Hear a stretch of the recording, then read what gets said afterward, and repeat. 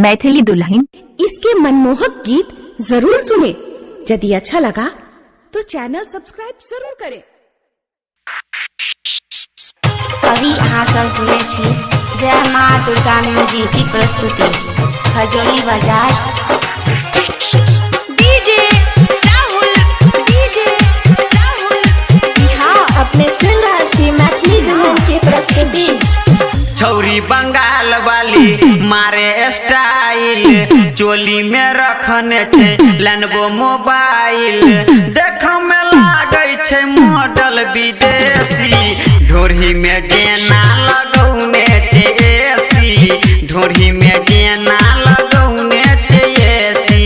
छौरी बंगाल वाली मारे स्टाइल, चोली में रखने छे लेनवो मोबाइल, देख में लागे छे मॉडल विदेशी, ढोरी में जेना लगौने छे एसी, ढोरी में जेना लगौने छे एसी।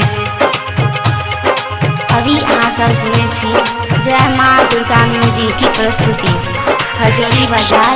डीजे राहुल डीजे सत्यम मदना बाजार। चले छा जखन मारे छा ये स्टाइल, चोली में भुक भुक बरै छौ मोबाइल,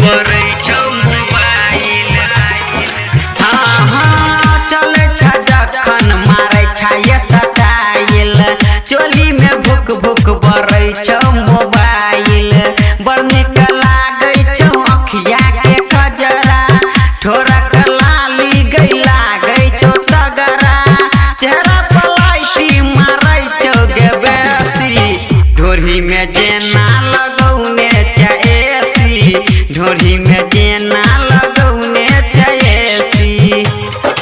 अभी अहाँ सब सुने छी जय माँ दुर्गा म्यूजिक की प्रस्तुति खजौली बाजार। का हो डीजे सत्यम हिला दे उसका। डीजे सत्यम दिल की धड़कन।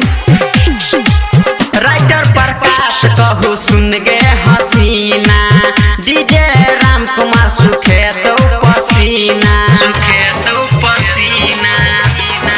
हाँ हाँ राइटर प्रकाश कहू सुन गे हसीना, डीजे चंदेश्वर सुखे दो पसीना, डीजे राहुल के तू जै छेला चांस गे, राजनगर मंदिर पकेला रोमांस गे, गायक राम कुमार ले तो चुमा बेसी, ढोरी में जेना लगौने छे एसी, ढोरी में जेना लगौने छे एसी। छौरी बंगाल वाली मारे स्टाइल, चोली में रखने छे लेनवो मोबाइल, देख में लागे छे मॉडल